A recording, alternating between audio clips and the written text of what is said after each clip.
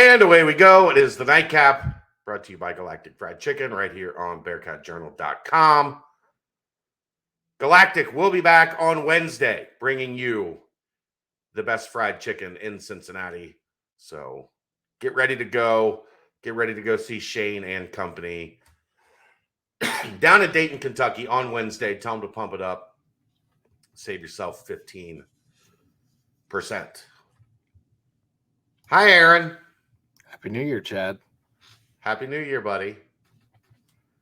Today sucked. I knew it was going to be a bad day from the start. I woke up with like the sniffles, and I'm not allowed to go see my wife if I have the sniffles. So I had to stay home. Yeah, I had to stay home. I didn't get to go spend the day with her. I knew from the start things were off. And yeah, Temple 70, Cincinnati 61. They no-showed on the road. Like, let's just call it what it is. There's no need to sugarcoat things. Things were okay for the first 10, 12 minutes of the game. And from there, they were out-hustled. They were outworked. They got dominated on the glass. They got outshot. They got outplayed. They couldn't really defend. They didn't defend well. They actually, I thought they defended a little bit better than the numbers showed. I thought Temple made some really, really tough guarded shots. But that's also what happens when you let a team get in a rhythm. And at the end of that first half, they let Temple get in a rhythm. And they paid for it in the second half when they were starting to get going offensively a little bit. And then Temple just throws in they get it to 2, and then Temple goes on a 9-2 run to push it back to 9 with 3 made threes, bang, bang, bang, and before you could even get to a media timeout, a 2-point game was back to a 9-point game, and they just never really made a legitimate threat from there. Stayed in that 6 to 10 range from there on out. Khalif Battle is really good. When you let him get heated up, yeah, he got heated up for. And the thing is, though, like he just had that one segment where he scored 4, like a 12-0 run or whatever. That was the difference in the game. Yeah, it was. Well, there was the 15-0 run was the difference in the game.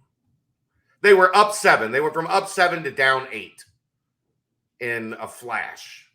Like that's where the game changed. Now, the Khalif Battle run kept them from making it interesting in the second half. It was all threes. Yeah, he just was hitting one. He made it 2. Yeah. He made it look like a little driving little bunny pull-up deal. Yeah. The biggest thing, though, was that 15-0 run, and Carey's pointed this out on the message board. Cincinnati had plenty of chances in that run to make easy buckets. Within 8 feet, shots that they've been making all year, and didn't have any of them go in.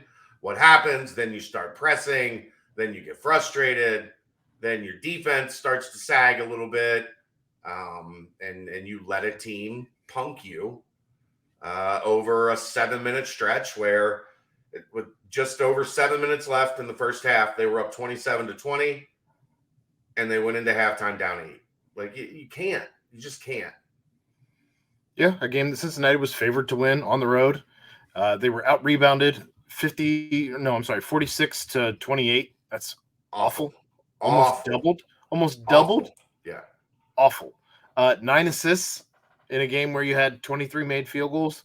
They didn't look to be passing very often. Too much in isolation, too much. And look, Temple's got a good defense in terms of when they have all their guys, they have a lot of length. They're the type of team that will give Dave DeJulius problems because they can run 6'5", 6'6" guys at him and make that. Dave's specialty is creating space off the dribble, right? Mm-hmm. When you're doing that against someone that's 6'5", they close that gap a lot faster than someone that's 6'1", 6'2". And he struggled to get clean looks. And then when he did get clean looks, he was out of rhythm. He missed 3 or 4 of those like little floater, 10, 12 footers that he makes regularly. Just couldn't get the drop. Yeah, I mean, UC they had opportunities though. Like the game was never out of reach, which was crazy. Yeah. They just couldn't knock down shots. I mean, you had 15. Temple had 15 turnovers. UC had 4 blocks, only 7 turnovers. I don't know. It was a sloppily played game. We've said it all out of conference, and now we're starting to say it again. I'm so sick and tired of the iso ball with this team. Like, I get it that these guys, especially Dave, is not afraid to put this team on his back. But when they are moving the ball, that is when this team is firing on all cylinders. And they're their own worst enemy in that regard, where they just simply outright refuse to pass the ball. Yeah. If I'm Landers Nolly, I'm probably frustrated as shit with this entire team because he's the best passer. He makes incredible passes, and it's almost like the cast of characters is not good enough for his passes.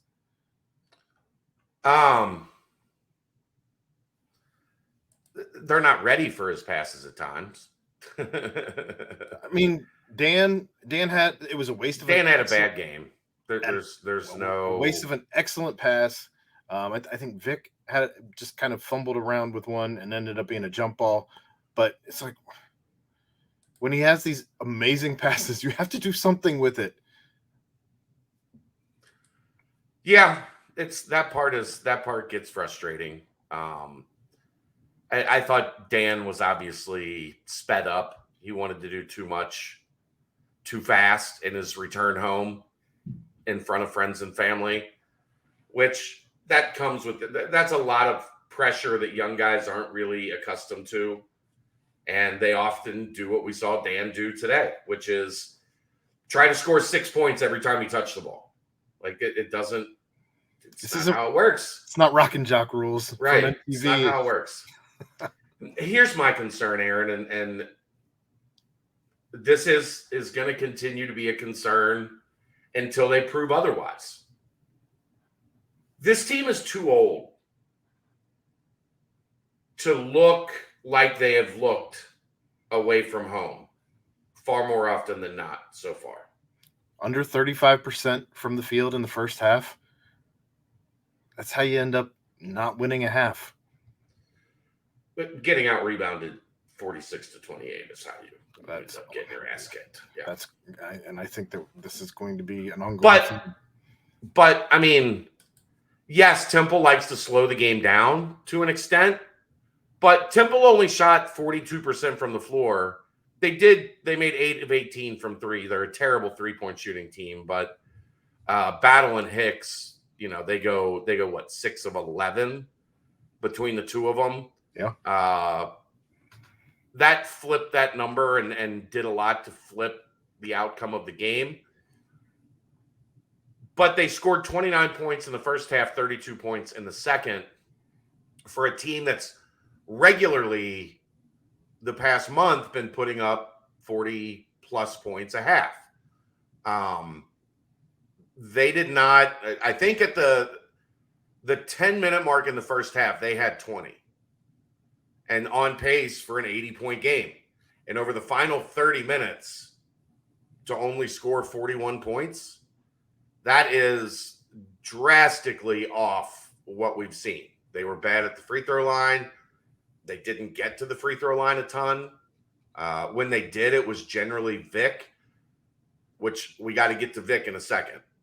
But somebody's got to step up on the road and take the reins and be the leader of this team. Because right now, away from home, this is a team that plays with a different identity. And winning conference games on the road, it doesn't matter who you play, winning conference games on the road is a difficult task. And I like what we've seen from Dave in terms of setting the pace with his defense, with his on-the-court play. but they need a vocal leader to step up on the road that says this isn't like we're not doing this. This isn't acceptable. Are you surprised that it's not Landers at this point? Not really, because that's just such a tough for a new guy. Like, yeah.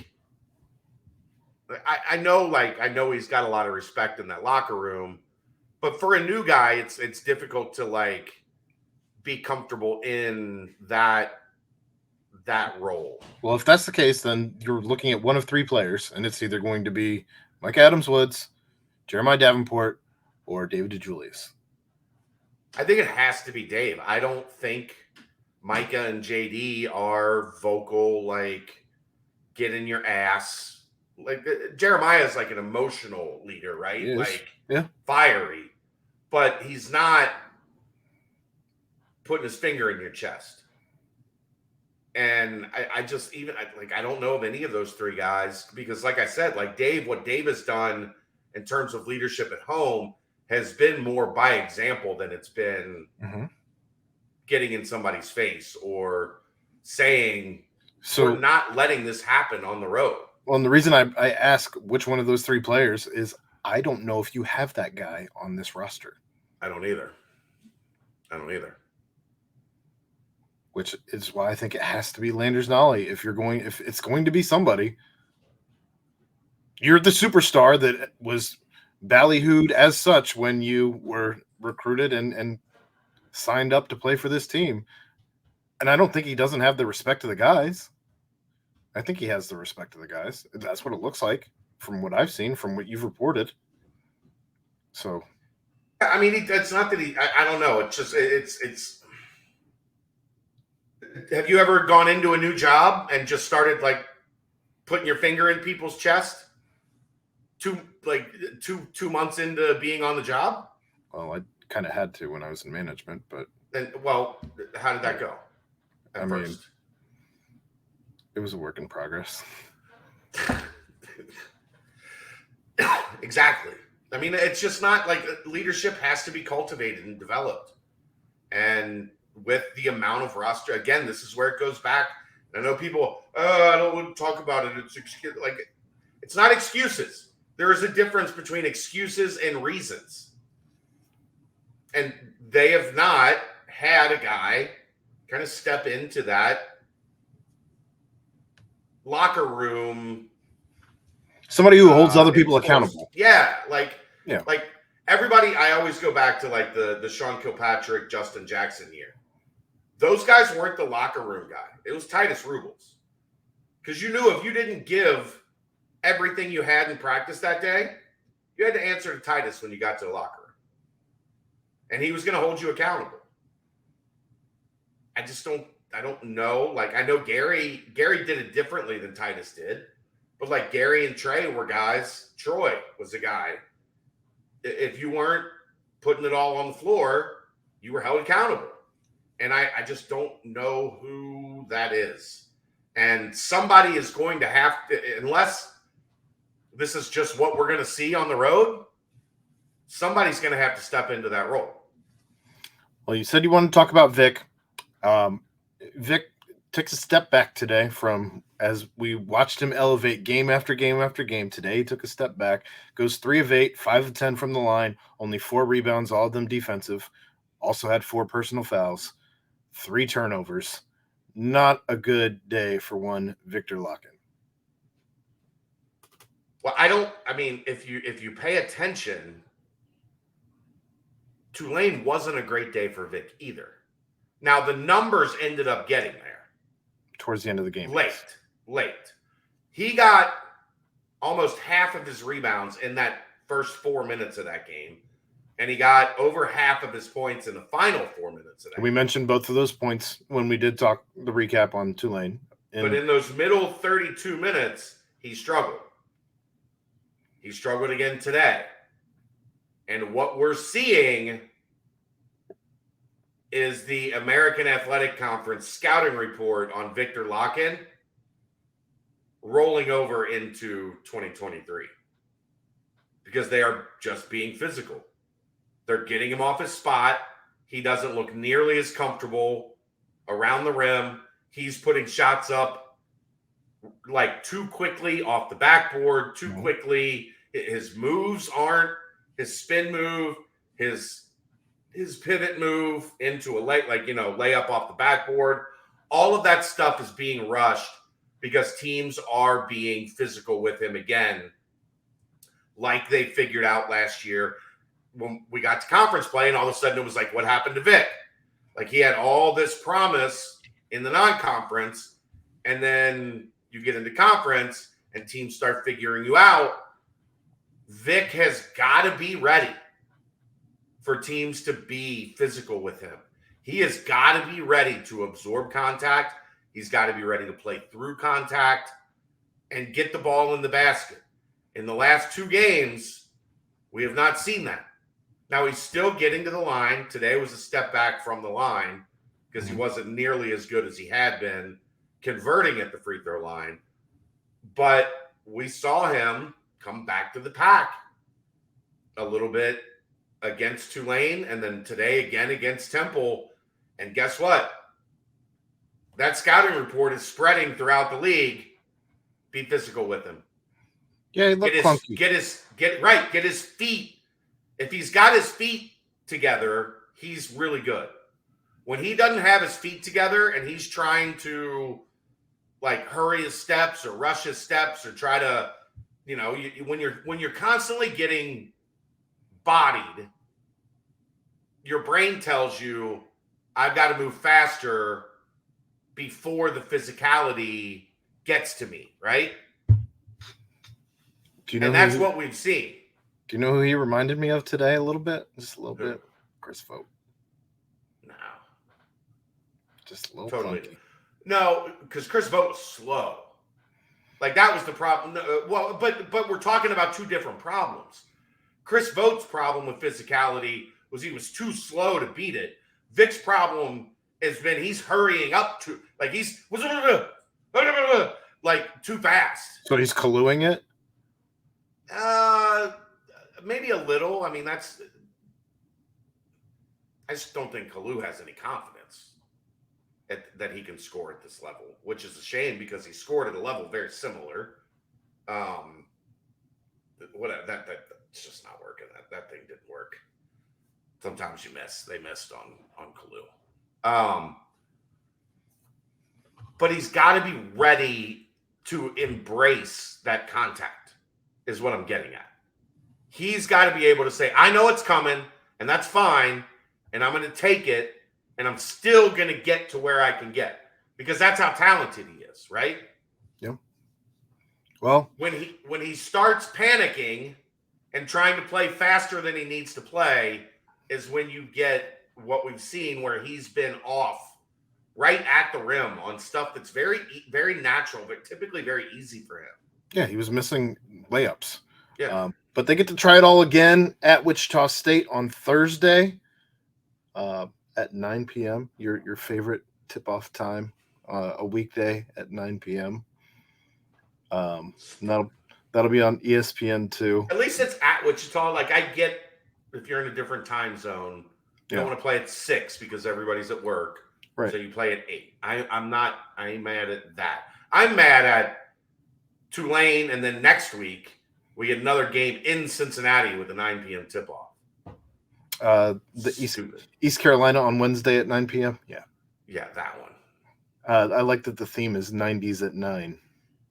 They've embraced the 9 p.m. and they're making it a 90s night. Yay. That's the nightcap.